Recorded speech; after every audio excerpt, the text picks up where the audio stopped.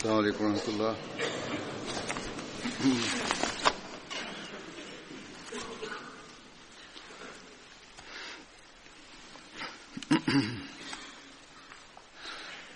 أشهد أن لا إله إلا الله وحده لا شريك له وأشهد أن محمدا عبده ورسوله أما بعد فأعوذ بالله من الشيطان الرجيم بسم الله الرحمن الرحيم الحمد لله رب العالمين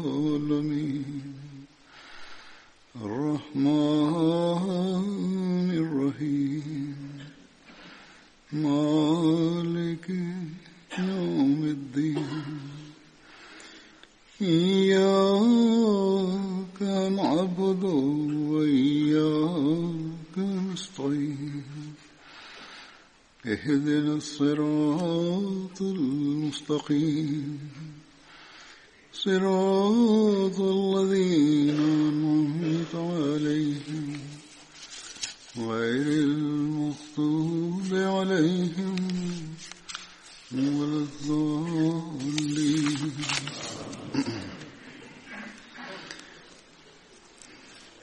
يا أيها الذين آمنوا كتب عليكم الصيام كما كتب على الذين من قبلكم لعلكم تتقون. أيام معدودات فمن كان منكم مريضا على سفر فعدة من أيام أخر وعلى الذين يطيقونه فدية طعام مسكين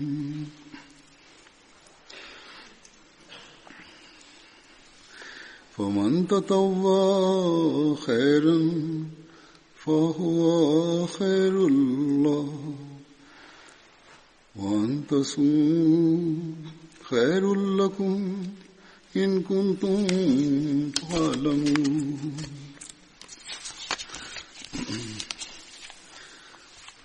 شهر رمضان الذي أنزل فيه القرآن هدى للناس وبينات من الهدى والفرقان فمن شهد منكم الشهر فليصم ومن كان مريضا أو على سفر فعدة من أيام أخر يريد الله بكم اليسر ولا يريد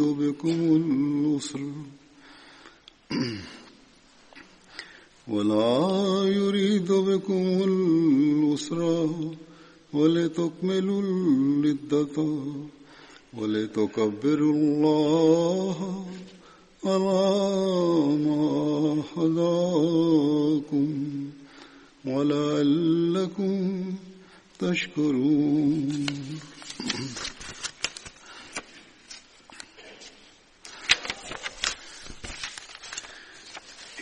وإذا سألك عبادي أني فإني قريب وإذا سألك عبادي أني فإني قريب أجيب دعوة الداع إذا دعاني فليستجيبوا لي وليؤمنوا بي لعلهم يرشدون.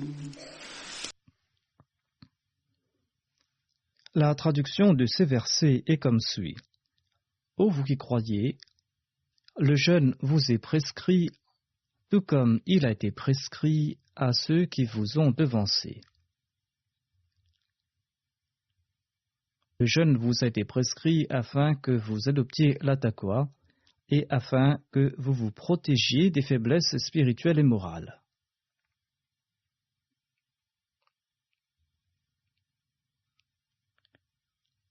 Le jeûne est inscrit pour un nombre de jours déterminé, mais quiconque d'entre vous est malade ou est en voyage devra jeûner un nombre égal d'autres jours.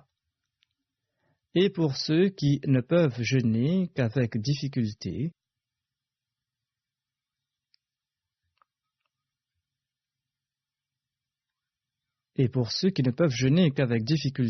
il y a une expiation, à savoir nourrir un pauvre s'ils ont la possibilité. Et quiconque fera le bien de son propre gré, cela est mieux pour lui, et le jeûne est bénéfique pour vous si seulement vous le saviez.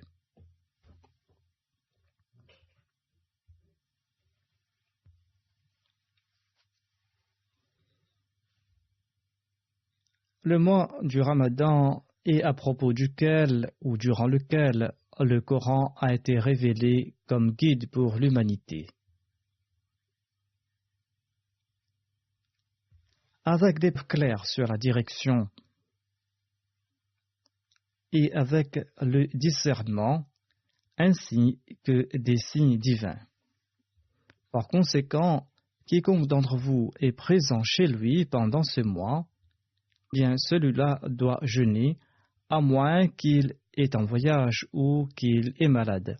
Mais quiconque sera malade ou sera en voyage devra jeûner pendant le même nombre d'autres jours.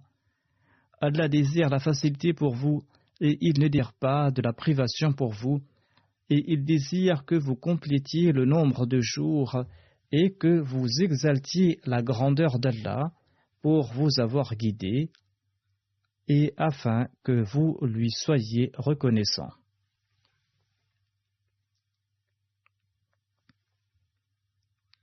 Ô prophète, quand mes serviteurs t'interrogent à propos de ma personne, certainement je suis tout près.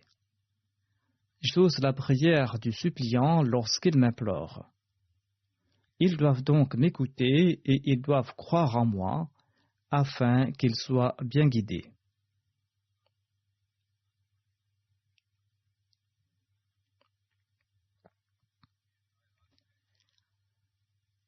Dans ce verset, Allah évoque l'obligation du jeûne, il évoque l'importance du jeûne, il évoque aussi les responsabilités des croyants au cours de ce mois, ainsi que la méthode favorisant l'exaucement des prières. Dieu nous a choisi un mois durant lequel il se rapproche davantage de l'homme, et au cours de ce mois, il enchaîne aussi Satan. Étant donné que Dieu accorde tant de grâces et tant de faveurs au cours de ce mois, il nous incombe d'écouter davantage les commandements de Dieu. Et il nous incombe de tenter de respecter les exigences du jeûne. Le saint prophète Mohammed sallallahu alayhi wa sallam a déclaré: si vous connaissiez les excellences du Ramadan et si vous connaissiez l'étendue de la miséricorde divine durant ce mois, eh bien, vous auriez souhaité que toute l'année soit Ramadan et vous auriez souhaité que vous récoltiez les faveurs divines durant toute l'année.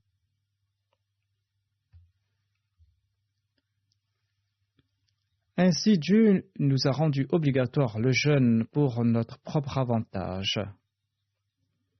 Nous pouvons tirer des bénéfices spirituels et physiques du jeûne. Aujourd'hui, les médecins non musulmans témoignent que le jeûne a des effets positifs sur la santé. Auparavant, ils étaient peu nombreux à faire ce témoignage, mais à présent, ils sont plus nombreux à témoigner que le jeûne a des effets positifs sur la santé. Certains non-musulmans admettent aussi que le jeûne favorise aussi la discipline. En tout cas, quels que soient les témoignages des gens d'ici-bas, le véritable croyant, quant à lui, en a fait l'expérience, à savoir que le jeûne améliore sa condition physique et le jeûne améliore aussi sa condition spirituelle. Au contraire, le jeûne améliore davantage sa condition spirituelle.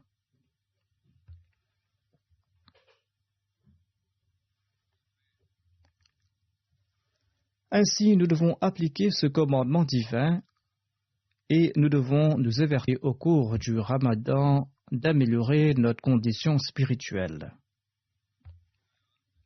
Dans ces versets, Allah affirme que le jeûne est obligatoire aux croyants et que le jeûne est obligatoire aux véritables musulmans.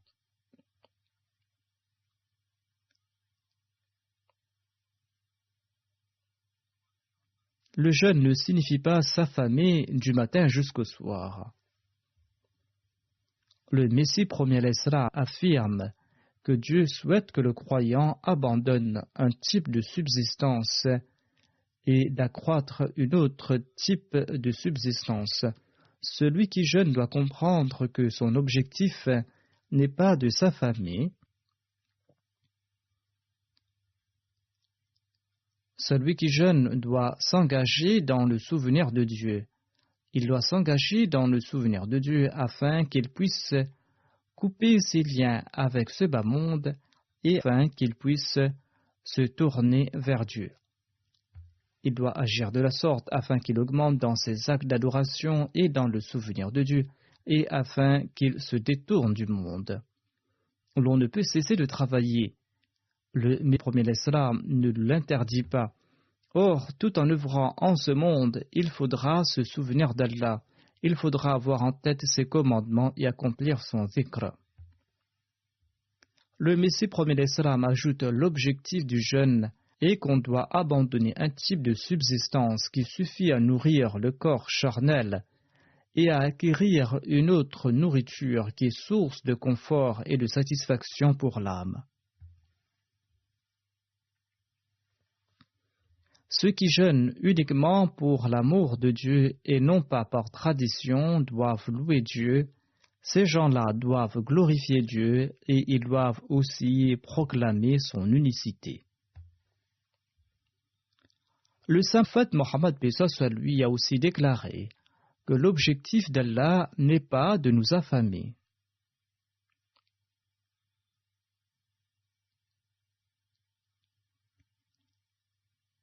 Ayant rendu obligatoire le jeûne dans ce premier verset, Allah affirme que l'acquisition de la taqwa est l'objectif du jeûne.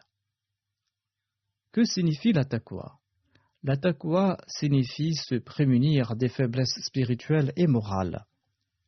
Tout comme je l'ai expliqué plus tôt, le saint prophète Mohammed sallallahu alayhi wa sallam affirme que l'objectif de Dieu n'est pas de nous affamer. Le jeûne ne sert à rien tant qu'il n'engendre pas en nous la taqwa, cette taqwa capable de nous protéger des maux spirituels et moraux.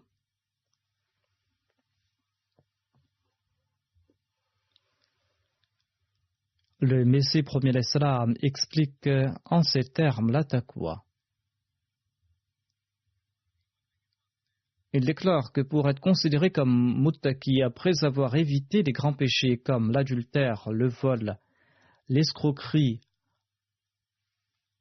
après avoir évité l'ostentation, le mépris et l'avarice, l'on doit exceller dans la moralité. Il faut abandonner entièrement ces maux, il faut éviter ces basses. Après avoir évité ces actes immoraux, il faudra progresser dans l'accomplissement de bonnes œuvres et dans les bonnes qualités morales. Il faudra traiter autrui avec gentillesse, avec amitié et avec bienveillance. En somme, il faut améliorer sa conduite morale. Le Messie premier l'Islam affirme qu'il faudra faire montre d'une fidélité sincère à l'égard de Dieu. Ceci est important pour la taqwa et pour la spiritualité. La fidélité vouée à Dieu et la relation nouée avec lui doivent être sincères.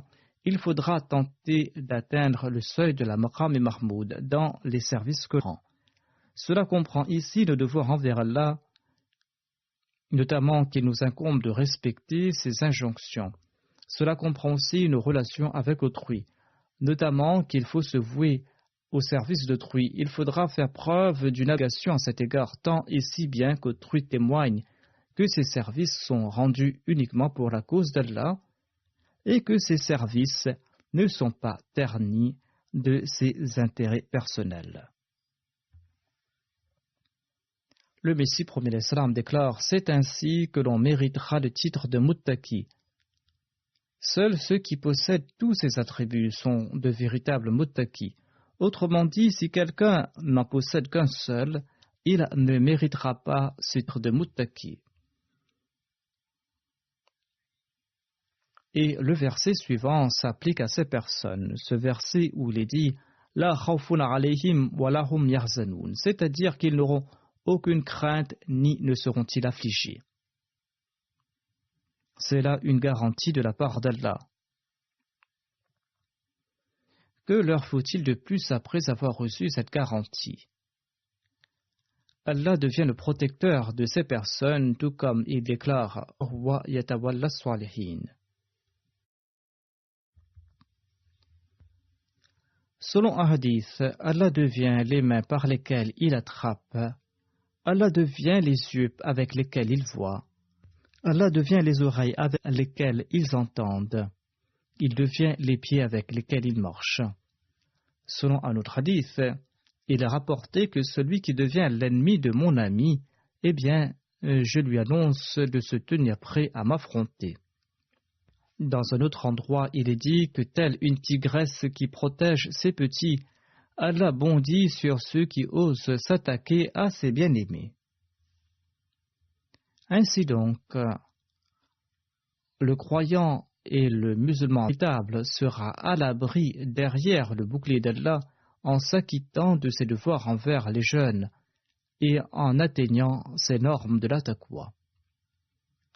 Selon Abu Huraira radhiyallahu anhu, le saint prophète Mohammed a déclaré: il a déclaré que tous les actes de l'homme sont accomplis pour sa propre personne, à l'exception du jeûne.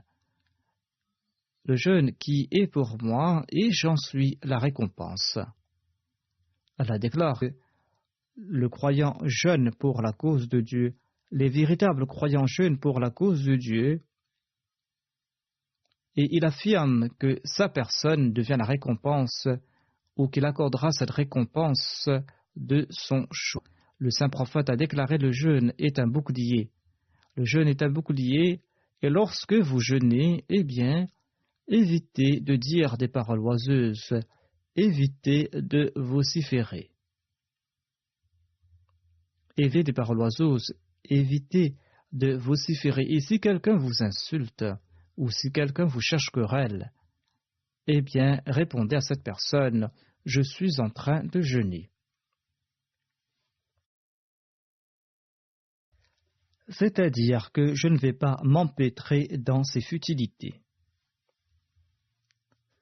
Le saint prophète Mohammed lui a déclaré: par celui qui tient la vie de Mohammed entre ses mains, Allah apprécie davantage la laine du jeûneur que le parfum du musc.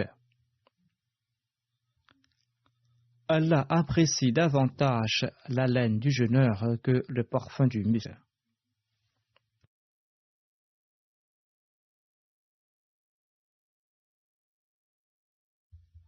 Le saint prophète paix soit sur lui a déclaré: celui qui jeûne éprouve deux joies.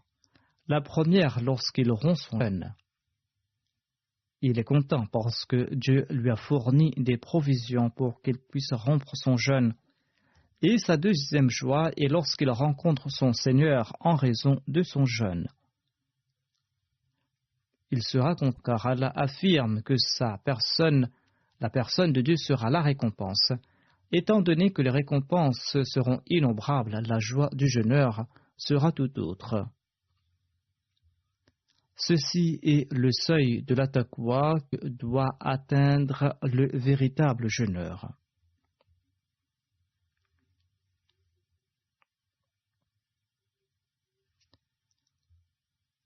Et le véritable jeûneur atteint cette norme. Il jeûne tout en évitant durant ses jours les impuretés de ce monde et il évite durant ses jours les faiblesses spirituelles et morales.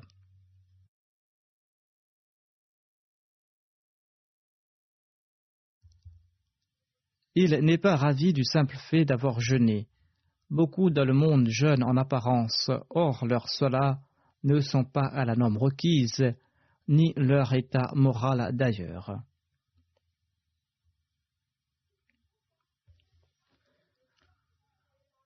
Le saint prophète Mohammed sallallahu alayhi wa sallam affirme que Satan est enchaîné durant ses jours.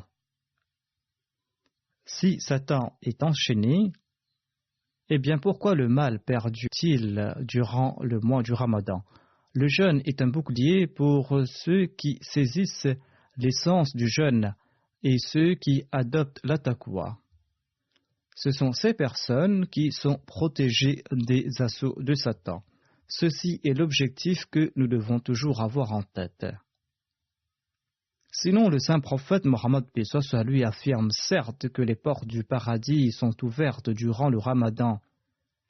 Certes, les portes de l'enfer sont fermées au cours du Ramadan et que les satans sont enchaînés.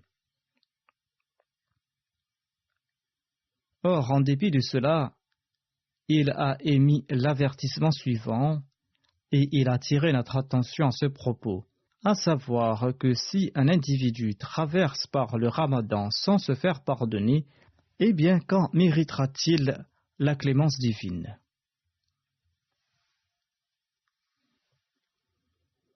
Ceci est son conseil à notre endroit, ceci est son conseil à ceux qui se disent musulmans, à ceux à qui Dieu a rendu obligatoire le jeûne.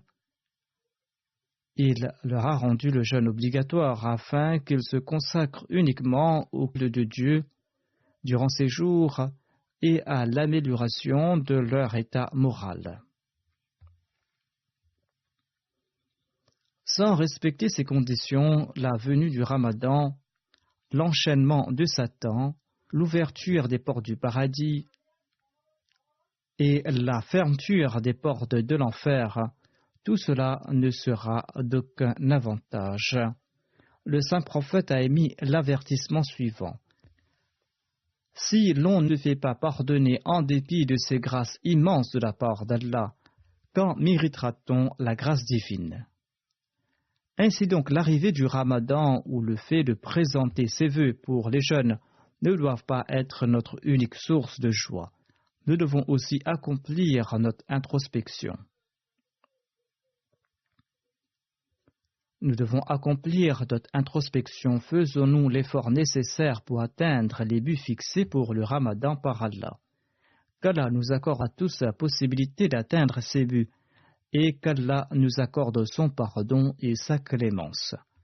Dans le verset suivant, Allah évoque les raisons qui exemptent du jeûne.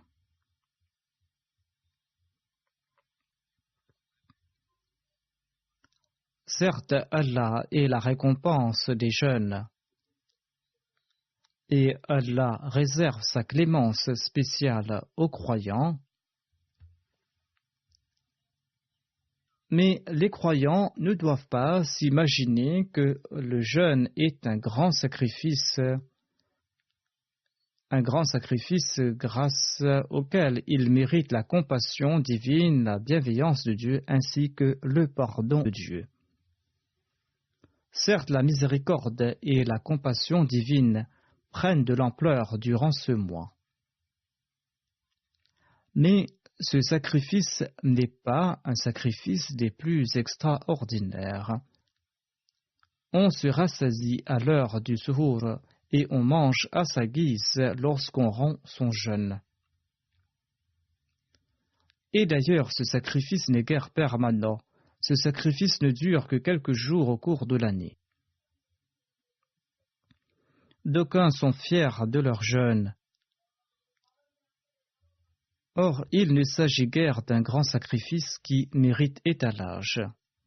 Voir le véritable croyant, en ayant conscience de grands sacrifices, attend anxieusement l'agrément de Dieu et il tente de mériter son plaisir, loin de faire l'étalage de ses œuvres. En tout cas, Allah affirme que le Ramadan ne dure que quelques jours. Le Ramadan ne dure que 1/12 des jours de l'année, pas plus. Il ne s'agit pas d'un sacrifice immense. Allah vous accorde sa miséricorde durant ces quelques jours. Mais même si vous êtes malade ou si vous êtes en voyage, eh bien, sachez que vous serez exempté du jeûne au cours du Ramadan. Cependant, vous devriez à n'importe quel moment au cours de l'année remplacer le jour de jeûne que vous avez raté. Ceux qui sont malades en permanence et ceux à qui les médecins recommandent de ne pas jeûner doivent nourrir un pauvre. Ils doivent nourrir un pauvre s'ils possèdent les moyens. Et à moins que l'on est pauvre au point de vivre de l'aumône et du soutien financier des autres, tous les autres malades doivent alimenter un pauvre qui jeûne en lui fournissant le même repas qu'il consomme.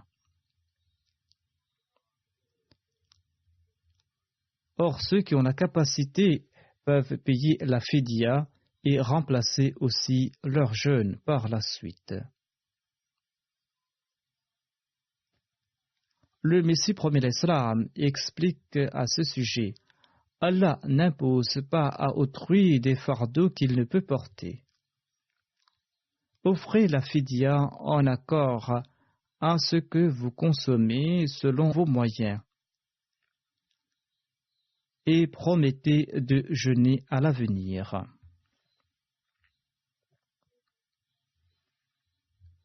Le Messie premier d'Islam ajoute: un jour, j'ai réfléchi sur le but de la fidya et j'ai compris que c'était pour obtenir la capacité de pouvoir jeûner. La fidya a été fixée afin que l'on puisse obtenir la capacité de jeûner par la suite. C'est Dieu qui rend les choses possibles et il faut demander toute capacité auprès de Dieu. Il a le pouvoir sur toute chose. S'il le désire, il peut même rendre apte à jeûner une personne qui souffre de la tuberculose. Allah peut lui accorder la santé afin qu'il puisse jeûner à celui qui souffre de la tuberculose. Ainsi, de ce fait, le but de la fidya est d'obtenir cette force qui n'est tributaire que de la grâce de Dieu. Selon moi, dit le Messie prophète d'Islam, il est très important de prier, il faudra prier en ce sens: ô Seigneur, c'est à moi très sacré, et j'en suis privé. Et j'ignore si je serai encore en vie l'année prochaine, ou si je pourrai rattraper les jeûnes que j'ai ratés. Je ne sais pas si j'aurai la santé pour le faire, pour remplacer ces jeûnes que j'ai ratés. Et il faudra demander à Dieu la possibilité de pouvoir jeûner. Ainsi, celui qui est malade temporairement peut aussi payer la fidya. Et il est important de remplacer ces jeûnes après voyage ou après s'être rétabli. Voilà ce qui découle de ces injonctions. Le Messie premier d'Islam déclare: celui qui se contente de payer la fidya sans remplacer les jeûnes, tandis que sa santé lui permet, eh bien, celui-là, il ouvre les portes de l'innovation et des prétextes fallacieux. Même si l'on a payé la fidya durant le Ramadan, il est important de remplacer ces jeûnes par la suite au cours de l'année. Sinon, si l'on se contente de payer la fidya et de ne pas remplacer les jeûnes alors qu'on a la possibilité de le faire, eh bien, on va ouvrir les portes d'une innovation. Ainsi, même si l'on a payé la fidya durant le Ramadan, il est important de remplacer ces jeûnes par la suite au cours de l'année. Le Messie prophète d'Islam ajoute: Or, la fidya uniquement suffit pour ceux qui sont malades en permanence. La fidya suffit uniquement aux femmes qui allaitent ou à celles qui sont enceintes. Mais tout en payant la fidya, il est important de perpétuer ces actes d'adoration. Il est important de perpétuer les zikr ainsi que les autres bonnes œuvres. Il ne faut pas croire que la fidya nous exempte des autres actes d'adoration. Ainsi donc, ceux qui payent la fidya sans jeûner au cours du Ramadan profiteront aussi des faveurs de ce mois. Il faudra cependant accomplir les autres bonnes œuvres et ne pas oublier la salat ou tout autre acte méritoire. Sinon, l'on ne sera pas un véritable croyant et l'on ne profitera pas des bénédictions du Ramadan. Dans ce verset, elle affirme qu'il fera fructifier toute œuvre accomplie en obéissance à l'ordre divin, même si le cœur n'y est pas. Toute œuvre accomplie en obéissance à l'œuvre divine sera fructifiée. Selon certains, la locution Faman tatawa khayran signifie toute œuvre facultive vous sera avantageuse. Cette formule comprend ces deux sens, c'est-à-dire d'offrir la fidya comme œuvre facultative, ou nourrir deux pauvres à la place d'un seul pauvre, ou de payer la fidya quand on a l'intention de remplacer le jeûne, alors qu'on a raté le jeûne pour quelque raison. Ceci est une œuvre supplémentaire et Allah affirme cela est meilleur pour vous. Cela est meilleur pour vous car Allah récompensera toute œuvre que l'on s'impose comme fardeau ou toute œuvre que l'on accomplit de gaieté de cœur à titre facultatif.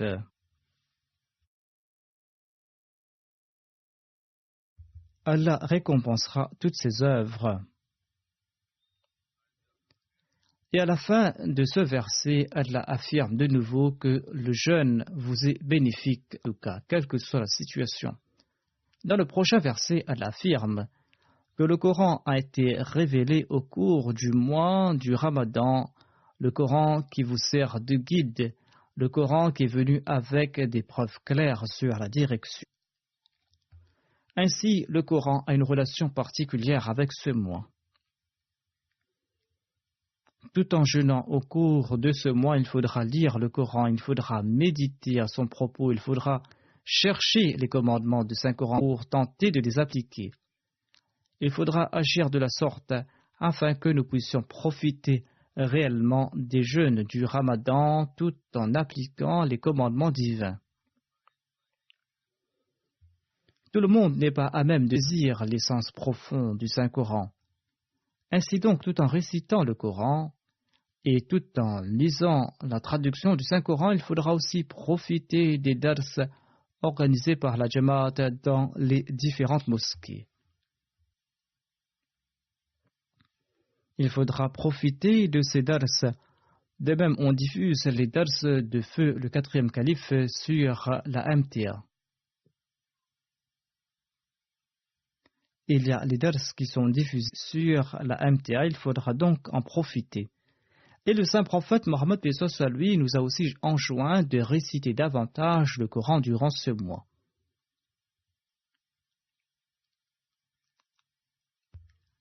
D'ailleurs, l'Ahmadi doit être particulièrement vigilant quant à la récitation du Saint-Coran durant les jours ordinaires.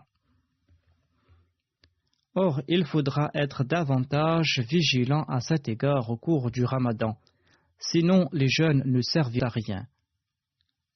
Les jeûnes ne serviront à rien, étant donné qu'Allah affirme que le Coran a été révélé au cours de ce mois et en raison de l'insistance du saint prophète Mohammed lui.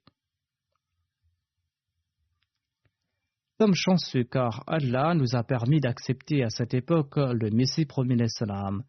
Le Messie premier l'Islam qui est le dévoué serviteur du saint prophète lui. Le saint prophète Mohammed lui nous a enseigné les secrets du Saint-Coran, son exégèse et ses sens nouveaux. D'autre part, il nous a vivement encouragés à honorer le Coran et à lire le Coran et à réfléchir sur ses sens et à apporter en nous des changements.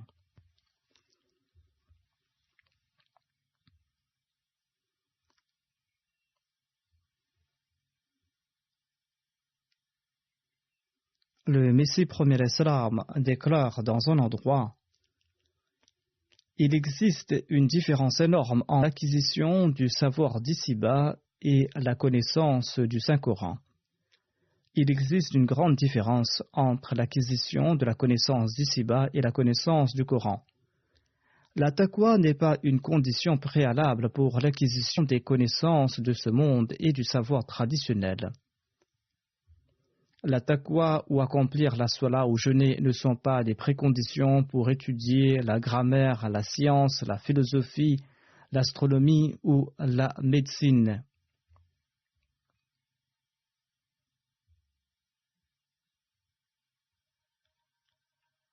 Pour acquérir ces connaissances, il n'est pas important de posséder la taqwa, il n'est pas obligatoire d'accomplir la salat ou le jeûner.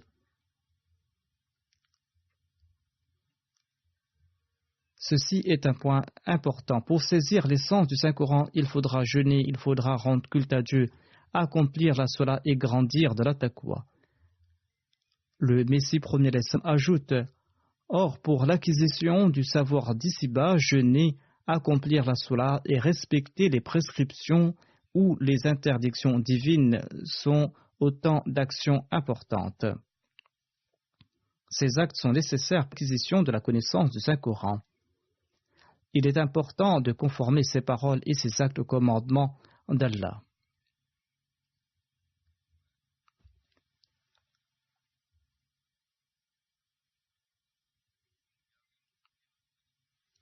Il n'est pas important de posséder la taqwa pour les connaissances de ce bas monde. Cependant, ces actes sont nécessaires pour l'acquisition de la connaissance du Saint-Coran. Il est important de conformer ses paroles et ses actes au commandement d'Allah.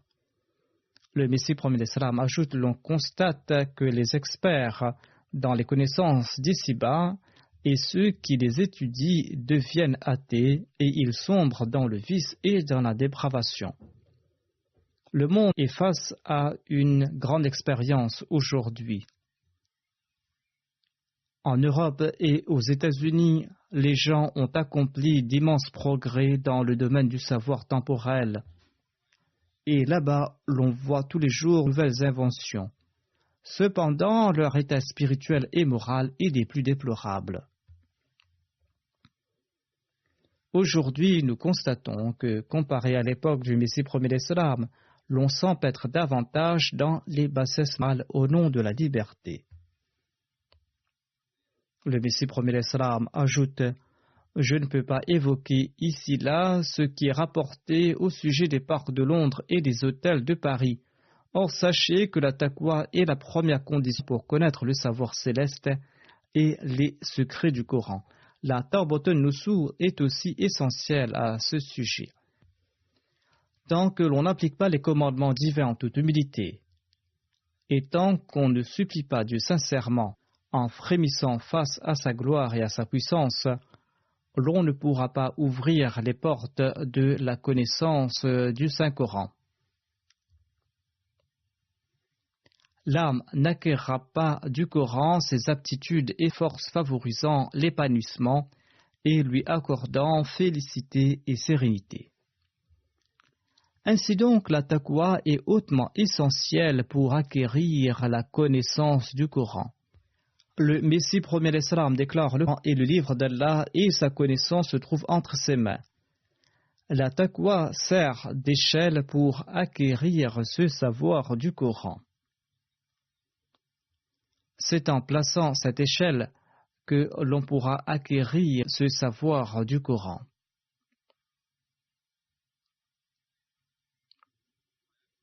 Le Messie premier d'Islam demande: comment est-il possible que le sang-froid, le méchant, l'immonde, celui qui est prisonnier de ses basses passions, puisse profiter de ce savoir? Si un musulman s'annonce comme musulman et qu'il est un expert en grammaire et en langue et qu'il est considéré comme un grand savant aux yeux du monde, qu'il connaisse l'essence des termes du Saint-Coran, s'il est un expert en grammaire et en langue arabe, s'il connaît aussi les sens des termes du Coran, mais qu'il ne se purifie pas l'âme, eh bien, il ne profitera pas de la connaissance du Coran. Je constate que l'on est davantage enclin à l'acquisition du savoir temporel. La lumière occidentale a ébahi le monde entier grâce à ces nouvelles inventions. Malheureusement, les musulmans croient que c'est en choisissant les Occidentaux comme leur guide qu'ils auront le salut et qu'ils connaîtront le bonheur. Ils se penchent vers le monde et ils ont pour finalité le progrès matériel. Le Messie prophète l'Islam ajoute « Telle est la condition des musulmans éclairés. Quant aux musulmans de la vieille école et ceux qui se disent les protecteurs du Coran, le résumé de leur acquis, de l'acquis de leur vie est qu'ils passent leur vie à ergoter sur des points de grammaire et sur la prononciation du mot dallin. Ils s'empêtrent dans ces questions de la grammaire arabe, de la conjugaison et comment prononcer tel ou tel mot. Ils ne se soucient guère du Coran et d'ailleurs comment pourront-ils le faire, étant donné qu'ils ne se soucient pas de la purification de leur âme. Le Messie prophète l'Islam conseille aux Ahmadis de réfléchir à ce propos et de ne pas s'empêtrer dans le monde. Ils doivent aussi s'évertuer à acquérir les connaissances du Coran. Une fois quelqu'un demanda au Messie prophète l'Islam comment lire le Coran. Il a répondu « Il faut lire le Coran attentivement tout en méditant sur ces versets. Selon les hadiths, le Saint-Coran maudira certains de ceux qui le récitent. Celui qui lit le Coran sans appliquer ses préceptes sera maudit par le Saint-Livre. En lisant le Coran, implorez la miséricorde divine quand vous trouvez mention de la miséricorde d'Allah. Là où le châtiment ayant frappé un peuple est mentionné, implorez la protection d'Allah et accomplissez la torba et accomplissez l'istighfar. Il faut lire le Coran attentivement et mettre ces injonctions en pratique. Ceci est la manière de lire le Coran. Durant ces jours, étant donné que nous sommes particulièrement vigilants à la récitation du Saint-Coran, nous devons accomplir cette lecture avec ces intentions et en adoptant ce style. Le Messie prophète l'Islam déclare « Faites attention à ne rien faire qui conviendrait les enseignements et les directives du Saint-Coran. En vérité, je vous le dis, quiconque enfreint un seul des 700 commandements du Coran ferme de ses propres mains la porte de son salut. » Le Coran est le seul livre qui a éclairé de manière parfaite pour le monde la véritable voie conduisant au salut. Les autres livres ne sont que ses pâles reflets. Lisez le Coran attentivement et aimez le Coran. Aimez le Coran plus que toute autre chose au monde, car Dieu, dans une de ses révélations, m'a dit « Al-khayru kulluhu fil Qur'an » Tous les bienfaits sont contenus dans le Saint-Coran. Ceci est la vérité. Malheur à celui qui préfère autre chose au Coran. Votre seule chance de salut et de prospérité réside dans le Saint-Coran. Le Coran est la seule source d'où coulent toutes les bénédictions. Il n'y a pas un seul de vos besoins spirituels ou religieux qui ne soit pas satisfait par le Coran. Le Coran rendra témoignage de votre foi ou de votre incroyance le jour du jugement. Sous le firmament, il n'existe aucun livre, si ce n'est le Coran, qui pourra vous guider sur le droit chemin. Lorsque vous allez passer par le Coran, vous serez guidé sur le droit chemin. Dieu, dans sa grâce et dans sa bonté, vous a accordé en cadeau le Coran. En vérité, je vous le dis, si ce livre avait été offert aux chrétiens, ce livre les aura sauvés de la ruine. Et si la lumière directrice et les bénédictions dont vous avez été comblés avaient été offertes aux Juifs au lieu de celles de la Torah, jamais certaines sectes d'entre elles auraient nié la résurrection. Appréciez-le donc.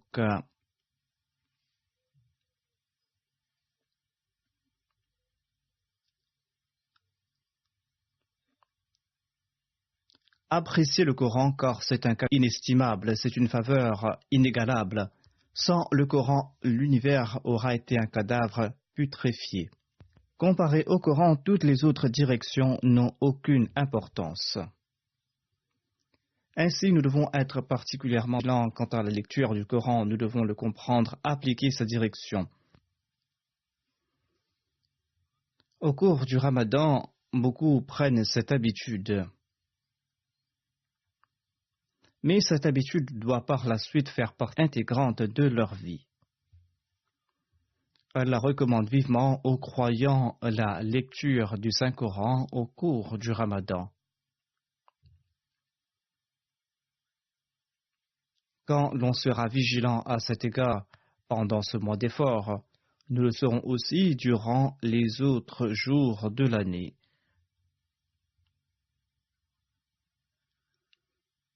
Sinon, l'injonction divine quant à la lecture du Coran au cours du Ramadan perdra toute son importance.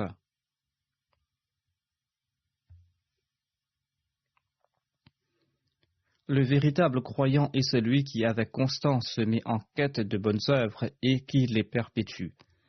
Ainsi, c'est là une grande leçon que Dieu nous a accordée par l'entremise du saint prophète Mohammed lui. Nous devons nous évertuer en faire la source de notre direction. Ce verset explique plus loin qu'il faut jeûner en ces jours et que le malade et le voyageur doivent remplacer plus tard les jeûnes qu'ils ont ratés. On n'est pas exempté des jeûnes en payant la fidya. Allah a gracié ses serviteurs en les exemptant du jeûne quand ils sont malades ou en voyage. Car Allah ne place pas ses serviteurs en difficulté. Le verset stipule qu'il faut évoquer la grandeur de Dieu durant ces jours et de se consacrer au souvenir d'Allah, et qu'il faudra aussi remercier Dieu pour avoir été guidé et pour avoir envoyé ce grand livre, qui est une direction complète. D'ailleurs, l'on prouvera sa gratitude en appliquant les préceptes du Saint-Coran. Dans le verset suivant, Allah affirme qu'au cours du Ramadan, son serviteur interroge le prophète davantage à propos de son Seigneur.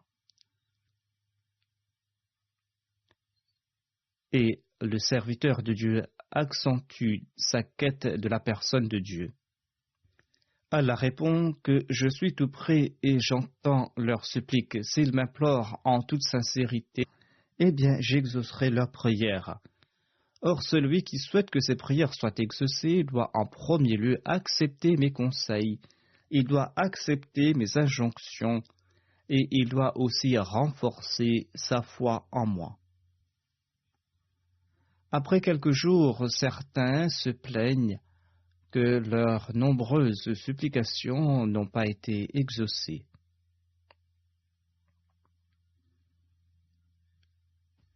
Ils se plaignent, nous avons beaucoup prié, mais Dieu n'a pas exaucé nos prières. Certains émettent ces doléances après quelques jours. Si nous ne suivons pas la direction divine, si nous n'appliquons pas ses préceptes, si nous ne cherchons pas l'amour d'Allah, si nous ne tentons pas d'être son serviteur véritable, si nous implorons Dieu uniquement lorsqu'un malheur nous frappe pour ensuite l'oublier, pourquoi donc se plaindre que nos prières n'ont été exaucées par Allah l'exalté? Nous allons devoir nous corriger dans un premier temps, tout en se réformant. Il faudra aussi quémander la grâce divine, et d'où l'importance de la supplication de la prière. Allah nous accordera par la suite la tranquillité et la sérénité. La prière est exaucée quand on aura cette sérénité au cœur. Ceci est une autre forme d'acceptation de la prière. Allah exauce certes nos prières et celles de ses serviteurs choisis et de ses bien-aimés.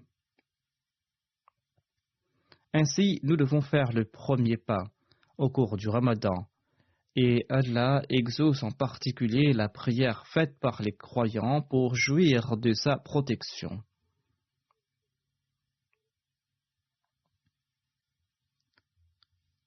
Nous devons être particulièrement vigilants à cet égard, sinon nous n'avons pas le droit de nous plaindre qu'Allah n'a pas exaucé nos prières. Le Messie premier l'Islam nous explique la méthode pour la prière et la condition favorisant l'exaucement de la supplication. Il déclare à ce propos: il ignore l'étiquette de la prière et éprouve Dieu celui qui se contente de prier sans faire des efforts. C'est pour cette raison qu'il importe d'user de toutes ses aptitudes avant de commencer à prier. Ceci est le sens de la prière. Le Messie premier l'Islam ajoute ensuite: ne croyez pas que vous priez tous les jours et que vos salas ne sont supplications. Certes, la salat est une forme de supplication, or il importe d'engendrer en soi la condition préalable pour la prière. Le Messie premier l'Islam ajoute cette prière qui prend sa source dans la ma'rifa de la connaissance de Dieu et les faveurs divines à un cachet spécial. Elle réduit à néant toute chose, c'est un feu incandescent qui consume tout sur son passage, c'est une force magnétique qui attire toute faveur divine, c'est une mort qui rend la vie. C'est une tempête qui ensuite se transforme en arche qui accorde le salut. La prière restaure tout ce qui est détruit, et tout poison se mue en antidote par son entremise. Voilà donc l'effet réel de la prière.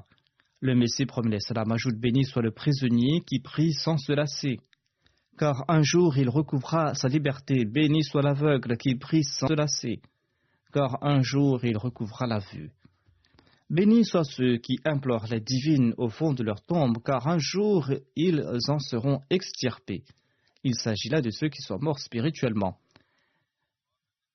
Que soient bénis parmi vous qui prient sans jamais se fatiguer, sans montrer quelconque paresse, dont l'âme fond pour les supplications, dont les yeux versent des larmes, dont le cœur est animé d'un feu brûlant, les amenant dans des habitations abandonnées ou dans des forêts pour y obtenir le plaisir de la solitude.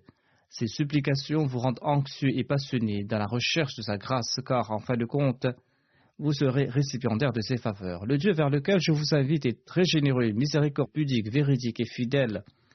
Il a pitié des gens humbles. Faites preuve de fidélité et faites des supplications avec sincérité, afin qu'il fasse preuve de miséricorde. Écartez-vous des fanfaronnades de ce monde et ne dépeignez pas vos querelles personnelles sur la religion. Dieu montrera des miracles à ceux qui prient, il offrira à ceux qui demandent. Les supplications viennent de la part de Dieu et partent vers Dieu.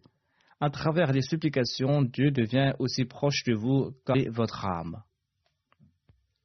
Comme première récompense des supplications, l'homme voit des changements purs en sa personne. Le Messie premier l'Islam ajoute: la prière est cette formule qui transforme la poussière en or.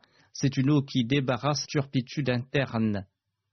C'est une supplication qui fait fondre l'âme. Elle sort du cœur et fond l'âme, la faisant couler comme de l'eau face au seuil divin. L'âme se tient debout devant Dieu, elle s'incline, elle se prosterne devant lui.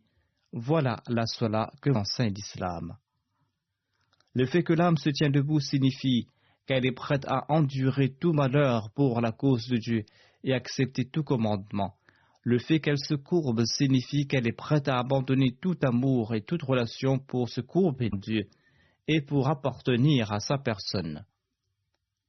Se prosterner signifie tomber devant le seuil de Dieu, s'immoler entièrement, effacer entièrement sa personne. Voilà la salat qui nous fait rencontrer Dieu. Voilà la salat qui nous fait rencontrer Dieu. Et voilà la salat que la charia de l'islam présente dans la forme de la salat. L'islam nous montre cette salat afin que cette salat physique nous mène vers la salat spirituelle. Voilà les changements que nous devons apporter en nos personnes afin que nos supplications soient exaucées. En sus des journées du jeûne du Ramadan, nous devons nous adonner aux actes d'adoration, afin que nous puissions témoigner de l'acceptation de nos supplications. S'il existe des manquements quant à l'acceptation de nos prières, eh bien, nous sommes à blâmer. Les déclarations de Dieu ne peuvent jamais être erronées. Ces jours-ci, nous devons particulièrement prier pour l'amélioration de notre état moral. Allah l'exalté, qui est déjà proche de ses serviteurs, l'est encore davantage durant ces jours. En faisant preuve de sincérité de nos prières obligatoires et facultatives, nous devons nous prosterner devant Allah l'exalté. Le saint prophète Mohammed lui a déclaré que les 10 premiers jours de ce mois sont source de miséricorde, les 10 jours du milieu sont source de pardon et les 10 derniers jours protègent de l'enfer. Qu'Allah nous permette d'être ses véritables serviteurs et qu'il nous couvre de sa miséricorde et de son pardon et que nous puissions profiter des grâces de ce mois. Durant ces jours, priez pour la Jamaat en particulier, qu'Allah retourne les attaques des ennemis de la Jamaat contre eux-mêmes et qu'ils retournent leur complot là où ils sont tramés. Priez également pour la communauté musulmane dans son ensemble, qu'Allah empêche les musulmans de s'entretuer, de commettre des exactions, et qu'ils soient des musulmans sincères. Qu'Allah permette aux musulmans de reconnaître l'imam de l'époque. Priez également pour l'amélioration de la situation du monde, le monde qui avance à grands pas, une destruction terrible. Qu'Allah permette aux gens de recouvrer la raison et qu'il leur permette de reconnaître son être afin qu'ils puissent être protégés de la destruction. Après la prière, je vais diriger 2 prières funéraires. Ces décès remontent à 2 mois, mais les informations détaillées à leur sujet viennent juste d'arriver. Le premier est le docteur Tahir Aziz Ahmad, fils de Ashadwati, qui habitait à Islamabad. La deuxième personne décédée se nomme le docteur Iftikhar Ahmad. Il était le fils du docteur Khajan Naziruddin qui habitait aux États-Unis. Ils étaient rendus près de Fotajang pour des affaires liées à leur terrain et des employés du docteur Iftikhar les a kidnappés le 13 mars dernier et les a tués sans merci. Là-bas, ces assassins ne se soucient guère de se faire arrêter s'ils tuent des Ahmadis, car pour eux, tuer un Ahmadi sera source de récompense. Et de plus, les mollahs tentent de protéger ces assassins. Ainsi donc, ces meurtres ont aussi pour cause, entre autres, le fait que ces 2 personnes étaient des Ahmadis. Et on peut dire qu'ils sont tombés à martyrs. Le docteur Tahir Aziz Ahmad est né le 27 novembre 1967 à Mitatawana. Le premier Ahmadi de sa famille était son arrière-grand-père Hazrat Moulvi Ahmad Sahib de Ludinagar du district de Gurdaspur. Moulvi Noor Ahmad Sahib avait refusé de signer la fatwa de mécréance édictée par Moulvi Mohammad Hussein Batalvi contre le Messie premier des Salam. Il avait écrit une lettre à Moulvi Mohammad Hussein Batalvi à ce sujet, une lettre qui a été publiée dans le tout premier numéro d'Al-Hakam du 10 octobre 1897. De plus, le père de Moulvi Noor Ahmad Sahib, qui se nomme Alta Bati Sahib de Ludhi Nagal, a été invité à Qadian par le Messie premier d'Islam pour l'éducation de ses fils Misa Sultan Ahmad et Misa Fazal Ahmad. Ceci a été mentionné dans le tout premier volume de l'histoire de l'Ahmadiyya. Après avoir obtenu son baccalauréat, le défunt a obtenu son diplôme de DHMS de la faculté de médecine homéopathique d'Islamabad. Il a commencé à pratiquer à Islamabad. Il était très apprécié comme médecin, il était très bienveillant, humble, pur de cœur. Il a pratiqué la médecine pendant une période à la maison et sa maison faisait office de centre de prière aussi. Il avait une grande relation d'amour avec le califat. De très nombreuses personnes non ahmadis étaient venues présenter leurs condoléances, déclarant que son décès est une tragédie nationale. Le défunt laisse derrière lui sa femme, 2 filles et un fils. Un de ses fils se trouve ici à Londres. Il est le beau-fils de Rana Khalid Sahib. Son frère aîné se nomme Fazl Ayaz Saheb, il a dédié sa vie et il est un missionnaire. Il travaillait au sein de la MTA, il travaille maintenant au sein de la Jamia Ahmadiyya. La deuxième personne décédée se nomme Dr Iftikhar Ahmad Saheb. Il habitait à Tarigidi dans le district de Gujrawala. Il était le neveu de Hazrat Muhammad Jamal, compagnon du Messie premier l'Islam. Le premier Ahmadi de sa famille était son arrière-grand-père Khaja Jalaluddin Saheb. Il avait embrassé l'Ahmadiyya au cours du deuxième califat. Son père Khaja Nazir avait enseigné au sein de la Talim Muslim College. Après avoir obtenu son diplôme de médecin, il a travaillé pendant 3 ans à la clinique Ahmadiyya de Kano, au Nigeria. Et après ces 3 années, il est parti aux États-Unis où il a obtenu son doctorat en médecine. Ensuite, il est revenu au Pakistan où il a résidé pendant 15 ans. Ensuite, 3 ans de cela, il était reparti aux États-Unis où il travaillait après avoir réussi son examen d'équivalence en Californie. Ensuite, il est revenu au Pakistan pour ses enfants. Le défunt était très enclin à servir les pauvres et il servait l'humanité. Il participait dans tous les appels de dons et c'était une personne sincère. Il laisse derrière lui son épouse et ses 3 filles. Qu'Allah accorde sa miséricorde et son pardon aux 2 défunts et qu'il fasse que leurs enfants soient toujours attachés à la Jamaat et au califat.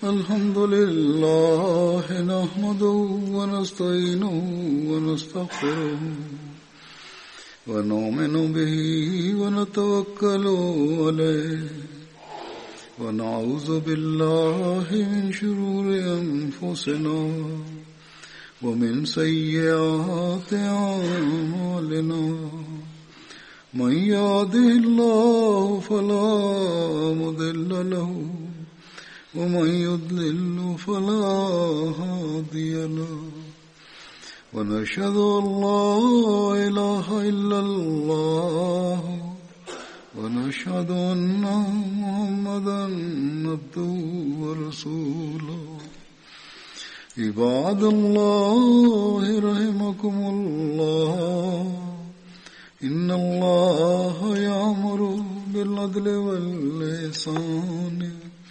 وإيتاء ذي القربى وينهى عن الفحشاء والمنكر والبغي يعظكم لعلكم تذكرون اذكروا الله يذكركم وادعوه يستجب لكم ولذكر الله أكبر